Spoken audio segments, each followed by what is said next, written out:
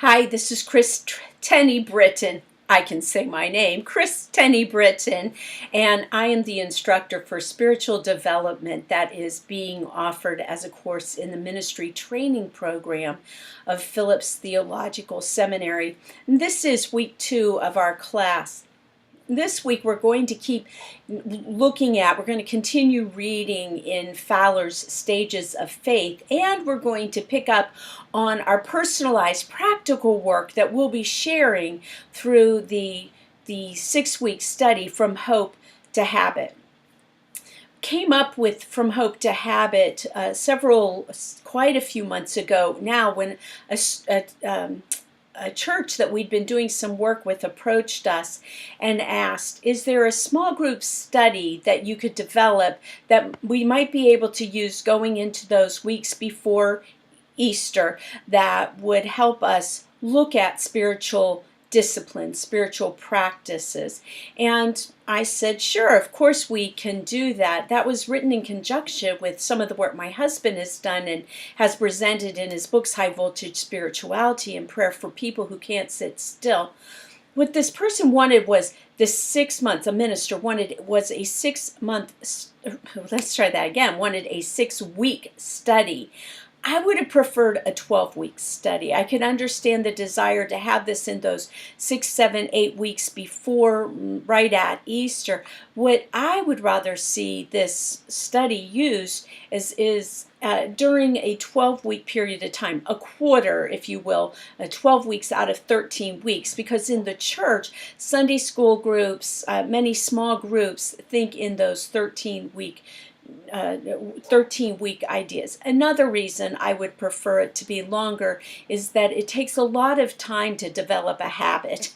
And the more time we have to spend with topics such as this, or work such as this, experience such as these that you're going to find in this guide, in this workbook, the more time we spend with that, the better off we're going to be. I want to think, if you will, about what it means to develop habits. You know, a lot of us talk about wanting to have a spiritual habit, to have a spiritual practice, to have a spiritual discipline so we can have a spiritual life. We talk a good game, but we don't do the work. And the reality is we don't like anymore, at least these days, to use that word disciplines. You've heard about spiritual disciplines, but discipline, you know, that's something you do to your children, or we don't want to be disciplined. Children don't want to be disciplined. So to talk about spiritual disciplines tends to carry those memories, for some of us, those memories of days gone by that we don't want to repeat. And then we can think in terms of spiritual practices. And part of the problem with talking about practices is that when you think of a practice, think about playing the piano. You know, you practice when it's convenient. I practice at my own time. I practice at that time I choose. I practice at my own pace. The spiritual practices have to be more than that, much more than that. And that's why I like to think of them in terms of habits, building spiritual habits. Now, we're talking about developing a spiritual habit, right? That we're going to use spiritual habits to develop our spiritual life, our spiritual selves. The challenge with that is that we're not talking about just acquiring a habit or making a habit. We're also talking about breaking a habit. Right? So if we're going to take on a spiritual habit, we've got to break the habit or the habits that have gotten in the way of us having a spiritual habit. Does that make a little bit of sense then? We have to replace what's been a not so healthy, definitely not a helpful habit, with our spiritual habit, a healthy spiritual habit. So I want you to think in terms of, as we move into the study, that we're going to have to break our bad habit of being too busy, being whatever it is, to have a spiritual practice, right? To take time working on our the spiritual part of us, or the spirit part of us, to work with the relationship we have with God and with Jesus. So how do we break bad habits? Well, think about breaking the habit of smoking. you replace the habit, as I said, with another habit. When I quit smoking, I replaced having a cigarette in my hand with pencils, twiddling pencils. I replaced that having cigarette in my mouth with lollipops, which didn't, well, yeah. We cut out our triggers. I remember when my dad was trying to quit smoking decades ago, and his doctor said, choose one room where you're going to smoke. One room. So he chose the living room. And after he'd gotten used to being in the living room for a while, then he chose a chair, sit in one particular chair. And that's where he would always smoke until he was able to replace that with that cigarette with something else while he sat in that chair. So what I would suggest to you is that find a place, a chair, if you will, a room, if you can, that you can go to spend some time in Scripture, to spend some time in those exercises that we're going to be developing and working on over these coming weeks. Go find a place that is different from where you spend your time when you're not spending time with God, right? When we're trying to quit smoking, it's good to find somebody that we can call when we're having a really tough time, or somebody we can call in the morning to reaffirm our commitment to quitting smoking, or call in and check in with at the end of the day, somebody who's had a little bit of experience in this, so that they might be able to give us some helpful tips. Same thing with developing spiritual habits.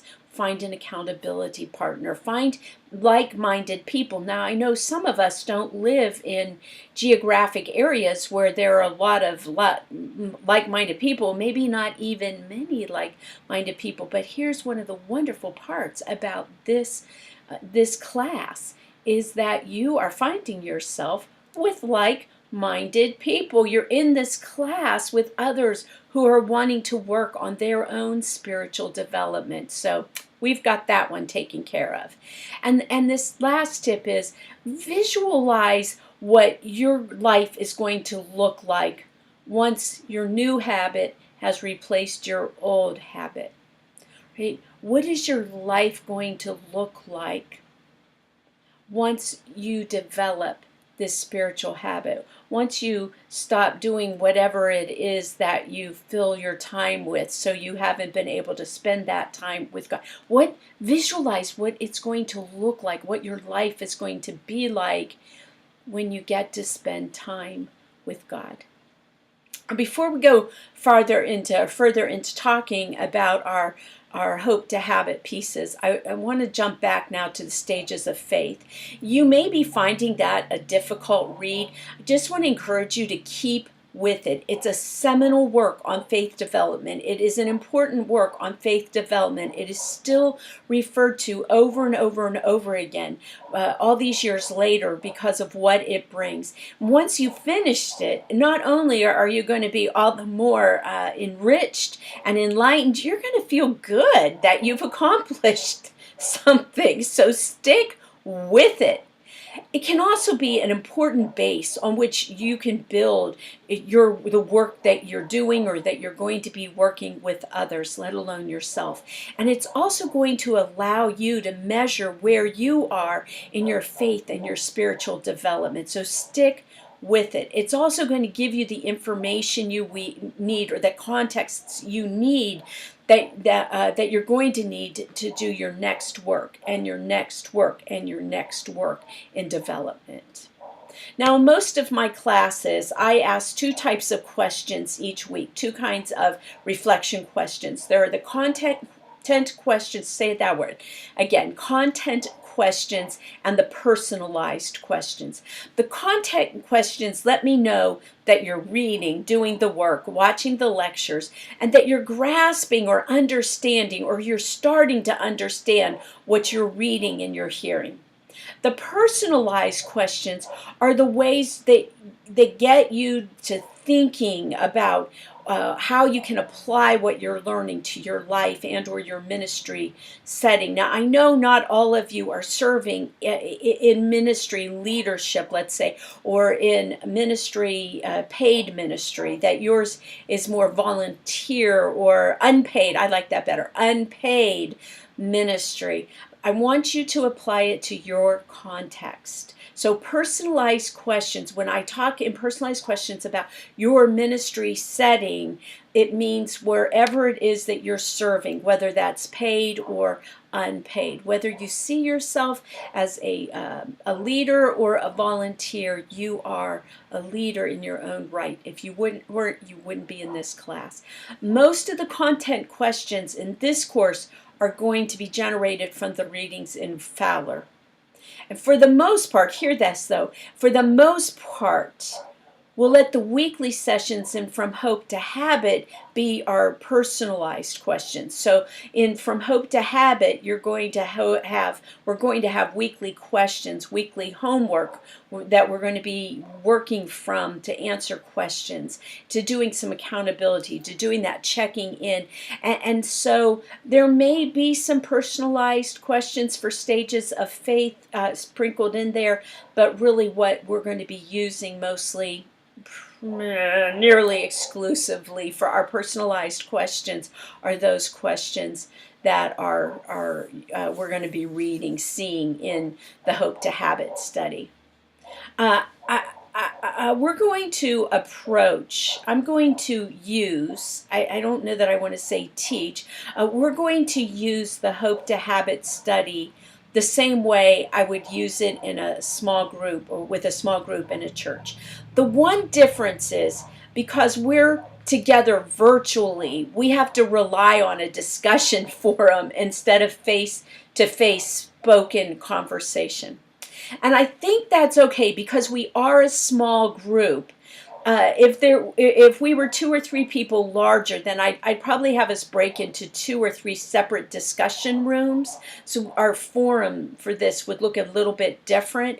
But I think we're going to be okay. I am anticipating one potential caveat, and that is that when we do this as a face-to-face, if you will, small group, we're bound by time. We have a 60-minute or a 90-minute venue that within which we have to work.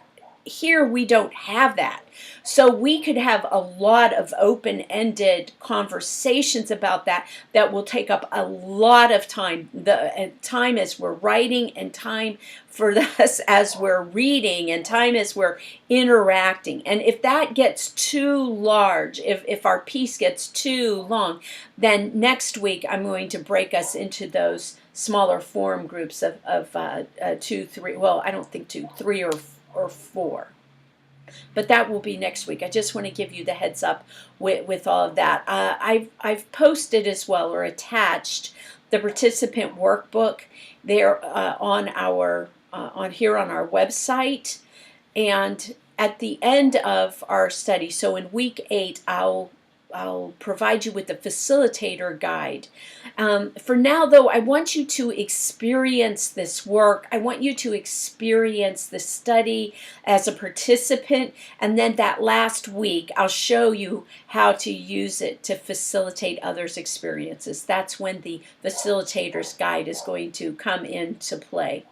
And for each study, so for these next 5 weeks, this week and the next 5 weeks, I'm going to post a separate video. It's a Hope to Habit video, and this is going to be our time together. So you've got to set aside 30 to 45 minutes.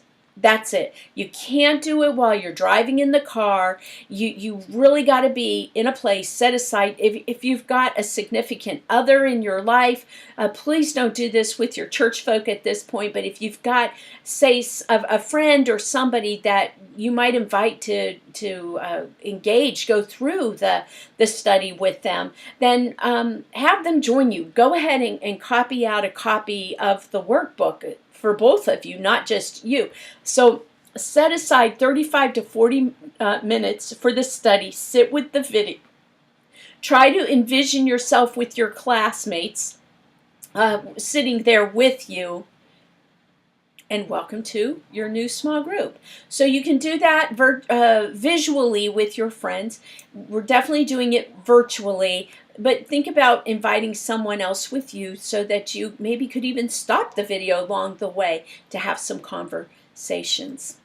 My recommendation for you as you're preparing for these remaining weeks are four. First, each week, I guess what I'm trying to say is try this sequence. First, read the readings in Fowler, in Spiritual Habits, and or Prayer for People who Can't Sit Still. So whatever those readings are, read those first. Then go and answer the content questions. Then get ready for the current week's Hope to Habit session. And then you want to go up and respond to the questions that will be there for the session. And then be sure, keep working with whatever spiritual practice that you're choosing for the week. Right? So this isn't just, woohoo, I'm going to read, I'm going to get up there, I'm going to answer those questions. Oh my goodness, I've got to interact with other people and respond and all that other good stuff and whatnot. You've got to be working those practices. Work them. Your grade depends on it. For now, though, here's what I want you to do for this week.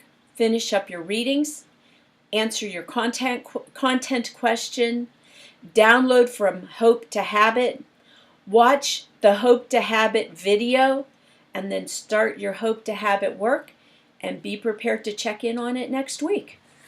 How's that for a start? If you've got any questions, as always, go ahead, check in with me, and I'll look forward to seeing you on the discussion forum. Thanks. Bye-bye.